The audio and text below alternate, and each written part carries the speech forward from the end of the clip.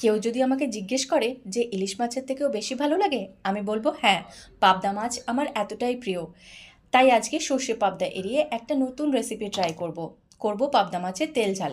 আর এর জন্য টমেটো, আদা, কাঁচা লঙ্কা কুচি মিক্সিতে পেস্ট করে নিলাম। কড়াই চাপিয়ে সর্ষের তেল গরম হতে দিলাম।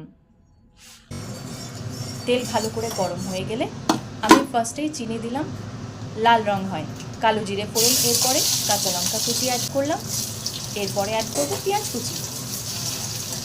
ভালো করে ফ্রাই করার পরে এতে অ্যাড করব আমি হলুদ গুঁড়ি। এবার সেই টমেটো, আদা, কাঁচা লঙ্কা কুচির পেস্ট অ্যাড করে দিলাম। একটুকু ফুটে উঠলে নুন অ্যাড করলাম,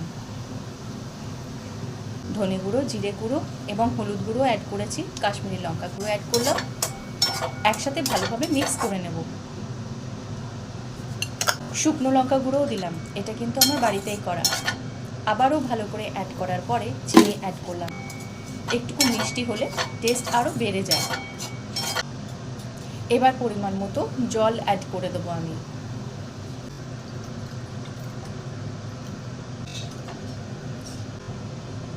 একবার ফুটে এলে আমি ভাজা পাবদা মাছগুলোকে এর মধ্যে দিয়ে দিলাম।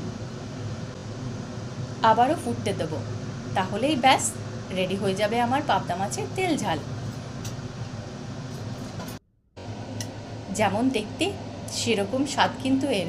আপনারাও সকলে ট্রাই করবেন আর জানাবেন আমাকে কেমন লেগেছে আপনাদের। তাই আজকের জন্য টাটা, বাই বাই, আবার যেন দেখা পাই।